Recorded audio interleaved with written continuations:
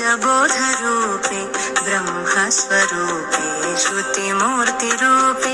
शशाङ्करूपे रमणीयरूपे श्रीरङ्गरूपे रमतां मनो मे कावेरीतीरे करुणाविलोले मन्दारमूले धृतचारुकेले दैत्यान्तकाले अखिललोकलीले श्रीरङ्गलीले रमतां मनो मे